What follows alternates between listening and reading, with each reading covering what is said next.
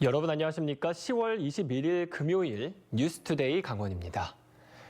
강원도가 레고랜드 건설을 위해 발행한 채권에 대해 내년 예산에 편성해 갚기로 했습니다. 그런데 2천억 원이나 되는 돈을 어떻게 마련할지가 관건인데요. 강화길 기자가 취재했습니다. 강원도가 레고랜드 빚을 갚기 위해 예산 편성에 나섰습니다. 지난 9월 28일 상환하지 못한 2,050억 원입니다. 2,050억 예산 확보하는 것은 내년 다음 주에 확보하는 거는 착수를 시작했고요. 그 사전 설명해서 이제 상황이 돼서 예산 세워야 됩니다고 이제 양해를 구할 거고요. 강원도는 당초 기업 회생 이후 빚을 갚을 계획이었습니다. 회생을 통해 자산을 재평가받아 빚을 줄여볼 생각이었습니다. 하지만 회생 신청 발표로 빚 갚는 시기가 당겨졌습니다. 채권사들은 강원도의 계약 위반이라며 빚 변제를 압박했습니다. 또 강원도의 채무 불이행으로 채권 시장 전반이 요동쳤습니다. 금융위원회까지 나서 이 사태를 주시하고 있다고 밝혔습니다. 문제는 강원도가 2천억 원을 어떻게 마련하느냐 하는 겁니다. 먼저 지방채 발행입니다. 가장 쉬운 방법이지만 쉽지 않은 문제이기도 합니다. 김진태 강원도지사는 지난 8월 재정 혁신을 발표했습니다. 제 임기 내에는 지방채를 발행하지 않겠습니다. 2달 만에 이 말을 뒤집을 수는 없는 노릇입니다. 그럴 경우 임기 초반 도민 신뢰를 잃을 수 있습니다. 다음은 사업 구조조정입니다. 강원도 자체 사업의 20%를 정리해야 합니다. 수백 개의 사업을 갑자기 없애야 하는 일입니다. 각계각층의 반발을 살 수 있어 정치적 부담이 큽니다. 그 많은 사업이 있어서 그 하나를 완전히 빼버리면 모를까 빼버릴 수도 없잖아요. 그만한 사업이 뭐가 있겠어요. 지난 회생 신청 발표가 강원도의 부메랑이 되고 있습니다. 그렇지만 강원도는 법원 회생 신청에 매달리고 있습니다. 중도개발공사의 새 인수자가 나타나기를 바라고 있습니다. 그 매각 대금으로 빚을 갚겠다는 심산입니다. 강원도의 뜻대로 될지는 미지수입니다. 도지사가 바뀌었지만 강원도정은 여전히 레고랜드에 발목이 잡혀 있습니다. MBC 뉴스 강화길입니다. 산업통상자원부 산하기관들에 대한 국정감사에서 강원랜드를 향한 날카로운 질타가 쏟아졌습니다. 수년째 단골 소재로 등장하는 외유성 출장은 물론 성비위 관련 문제와 허술한 보안 관리까지 도마 위에 올랐습니다. 이준호 기자입니다. 강원랜드 경영진과 노조 간부 등이 노사 신뢰관계를 형성하고 선진 기업을 벤치마킹하겠다며 해외를 다녀온 출장 자료입니다. 지난 7월 호주의 5성급 고급 호텔 등에서 규정 금액의 10%가량 넘는 숙박비를 지출해 초과 금액을 환수한 사실이 드러났습니다. 출장 내역도 입수해 살펴보니 대부분 외유성 일정이었습니다. 선진 기업을 방문했다는 일정 중 상당수가 단순 관광에 불과했던 겁니다. 그러니까 노도랑 가면 이렇게 관광으로 가도 됩니까? 그렇지 목적이 있는 데를 가셔야지. 예, 이거 왜 이렇게 관광지를 다 돌았는데 대한 답변을 하시라니까요. 지적하신 부분에 일부 그런 부분도 있을 수 있습니다만 원래 그 노조 간부들하고 그다음에 우리 경영진들하고 같이 가가지고 공동으로 보고 직무금 성과나 우리가 혁신하는데 도움을 받기 위해서 갔다 이렇게. 성비위 직원의 인사 문제도 제기됐습니다. 지난 2019년 성비위 문제로 징계를 받은 직원을 성희롱 문제와 교육 등을 다루는 보직에 앉힌 겁니다. 성희롱 등으로 사망 사고가 발생할 경우 중대재해로도 다뤄질 수 있다고 나와 있습니다. 명백히 성비 이력이 있는 자가 맡아서는 안 되는 보직으로. 또 MBC 강원영동이 최초로 제기한 카지노 슬롯머신 열쇠 분실 사건도 도마 위에 올랐습니다. 강원랜드는 관리 감독을 강화하겠다며 저울로 무게를 재서 열쇠 개수를 확인하겠다고 밝혔는데 부적절하다고 비판받았습니다. 누군가가 동일한 무게를 가지고 비슷하게 이 무게만 가지고 그렇게 했을 때 실질적으로 열쇠 분실한 것도 사실은 모르게 되는 겁니다. 강원랜드는 열쇠 관리 등 보안 교육을 강화하고 성비 직원의 인사 문제도 적절성 여부 등을 검토하겠다고 밝혔습니다. MBC 뉴스 이준호입니다. 2023학년도 대학 수학능력 시험이 도내 18개 시군 44개 시험장에서 치러집니다. 오는 11월 17일 치러지는 올해 수능 시험에 강원도에서는 졸업생 2천여 명을 포함한 12,000여 명이 응시합니다. 코로나19 확진 등으로 방역당국으로부터 격리 통지서를 받은 수험생은 춘천 소양고와 원주공고, 강릉 문성고와 속초 설악고, 동해 묵호고 등 5개 별도 시험장에서 응시해야 합니다. 강원도 교육청은 입원 치료 수험생을 위해서는 별도 거점 병원을 마련 중이라고 밝혔습니다. 강원도가 2024 강원 동계 청소년 올림픽을 저비용, 고효율 올림픽으로 만들겠다고 밝혔습니다. 김진태 강원도지사는 도의회 도정 질문에서 올림픽을 치르려면 막대한 예산이 문제인데 이번 올림픽은 경기장을 새로 짓지 않고 기존 경기장을 활용해서 경제적인 효율을 높이겠다고 말했습니다. 또 개회식과 폐회식 장소는 IOC에서 정한다며 지역민들의 정서를 IOC에 잘 전달하겠다고 덧붙였습니다. 2023학년도 대학 수학능력 시험이 이제 4주 앞으로 다가왔습니다. 강원도는 그동안 수시에 집중하면서 수능은 최저등급 수준에만 맞추자는 분위기가 강해왔는데요. 그래서 수능 시험이 다가와도 고3 교실 분위기는 공부하는 모습을 찾아보기가 힘들다고 합니다. 이런 분위기가 계속돼도 될까요? 김도균 기자가 고3 교실을 찾아갔습니다. 수능 시험이 한 달도 채 남지 않은 춘천의 한 고등학교 3학년 교실.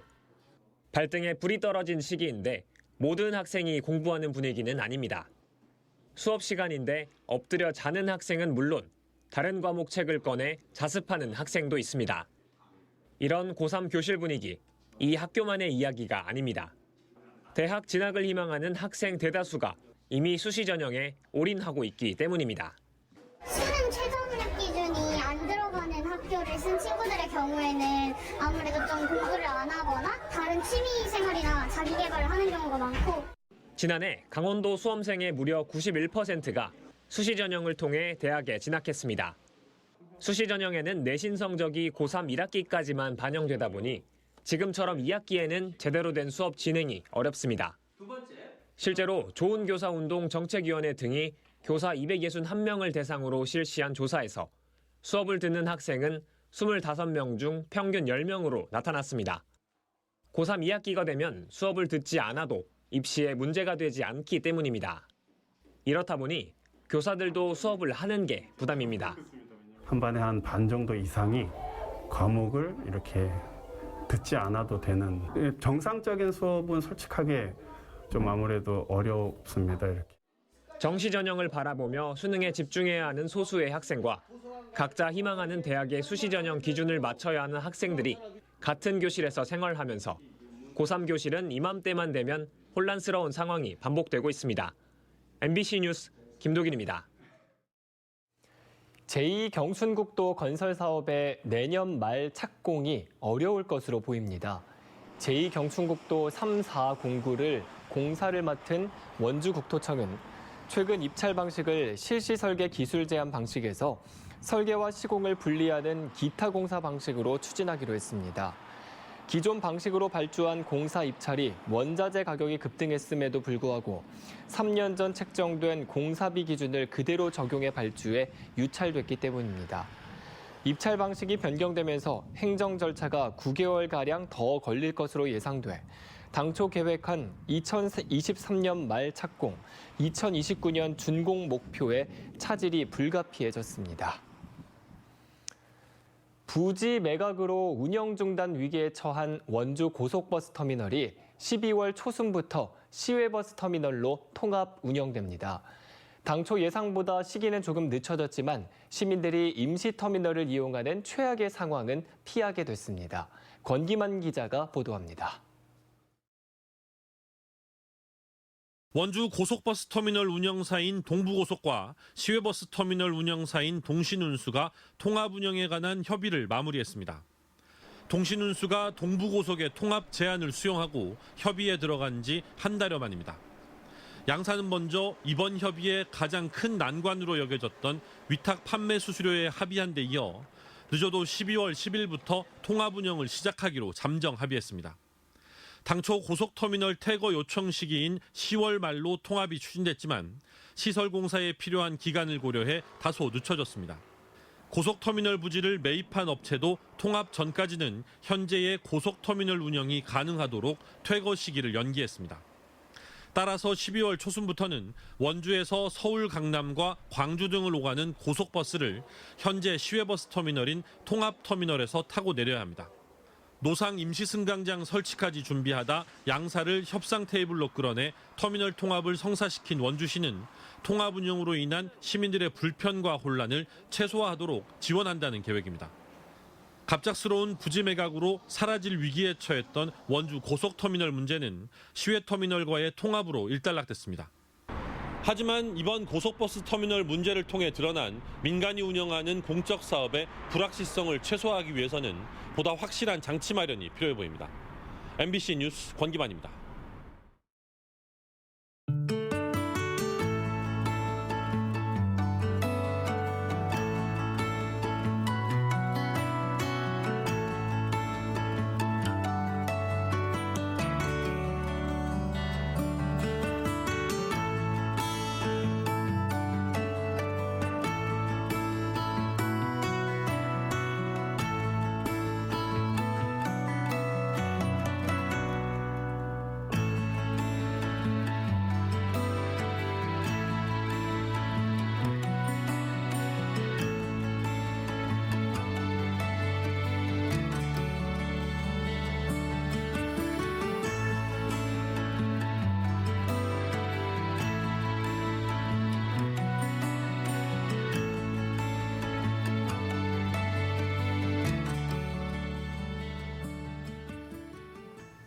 민주노총 강원대병원 분회가 간호인력 충원과 병원 노동자 처우 개선을 요구하고 나섰습니다. 민주노총 의료연대 본부 강원대병원 분회는 기자회견을 열고 병원 간호사 수가 정원보다 37명이 부족해 사실상 모든 병동의 인력이 10%씩 부족한 상황인데 현 정부에서는 의료 인력 증원을 막고 유급휴가와 경조사비 삭감까지 요구하고 있다고 주장했습니다. 이에 따라 간호사 인력 충원과 병원 노동자 처우 개선을 위한 투쟁을 이어가겠다고 덧붙였습니다.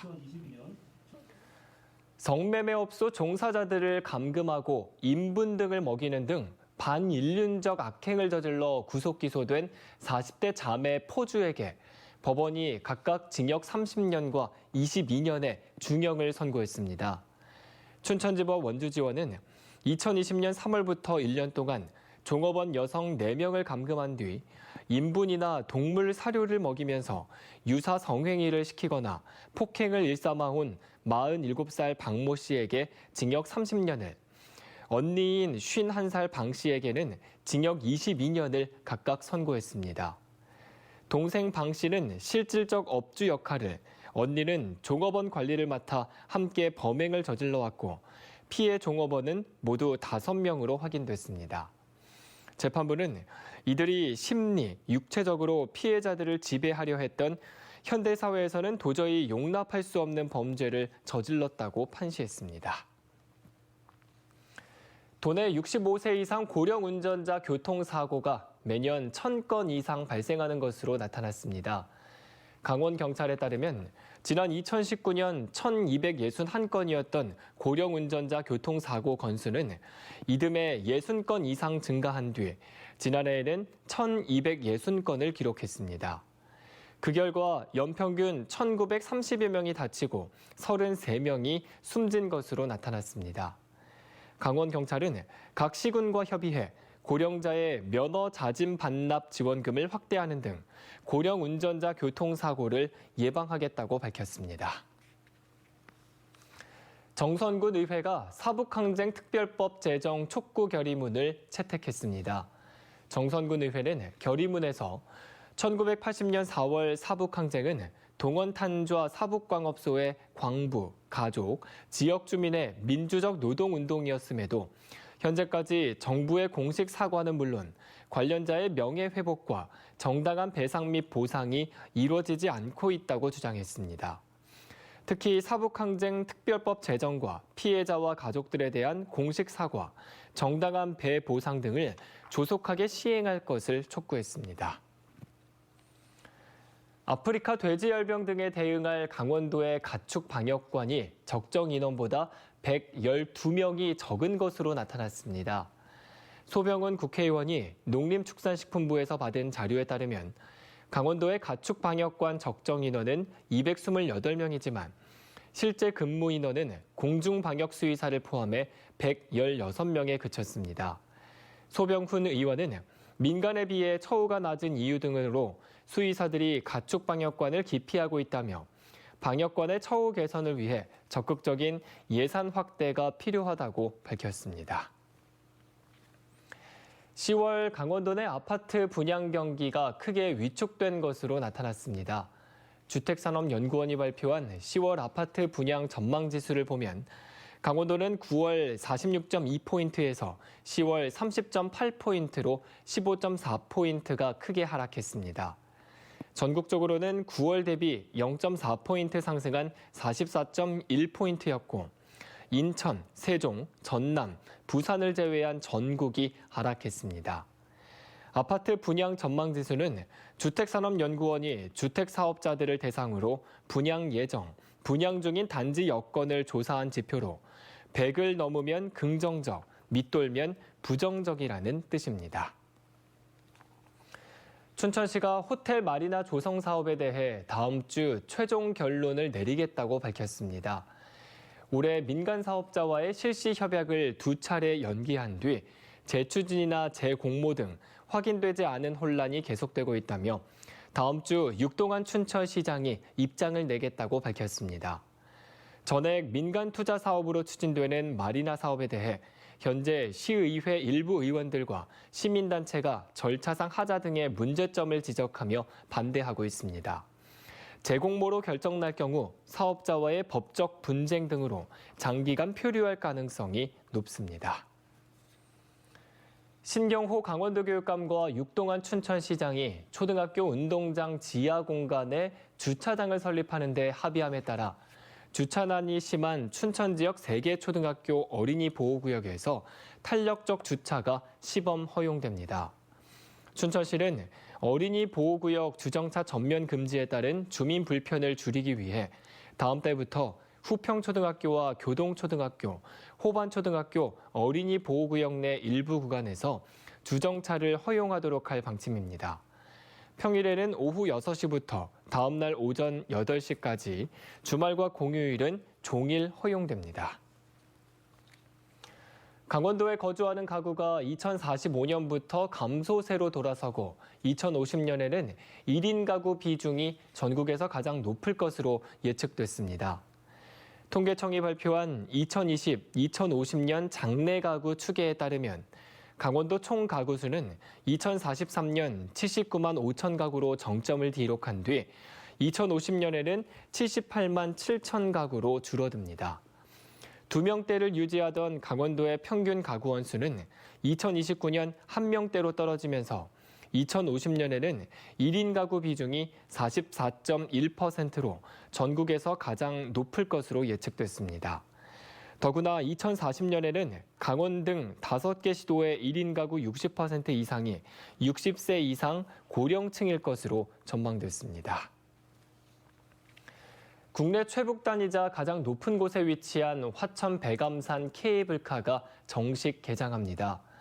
화천군은 오늘 해발고도 1178m 높이에서 북한의 금강산댐을 볼 수 있는 백암산 케이블카가 착공 8년 만에 운영을 시작한다고 밝혔습니다. 같은 날 첫 운항에 나서는 유람선 평화누리호는 8호호를 건너 백암산 케이블카까지 연계해 운영할 예정입니다.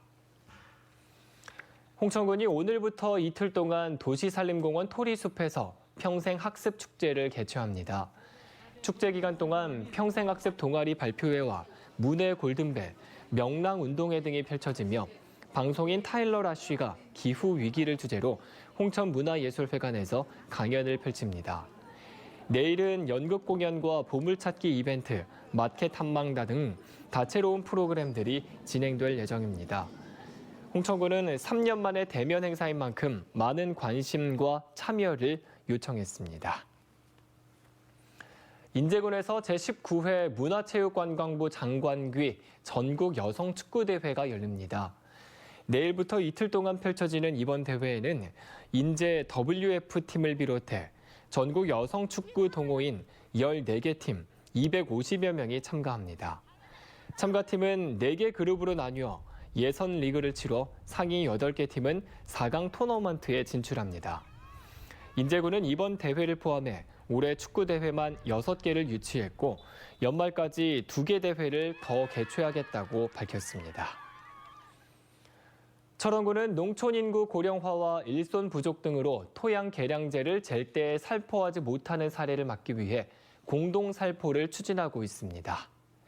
토양 개량제는 유효 규산 함량이 낮은 농경지와 산성 토양을 개량해 지력을 유지하는 역할을 하는데 3년 주기로 전체 농경지에 공급하고 있습니다. 이상으로 뉴스투데이 강원을 마칩니다. 고맙습니다.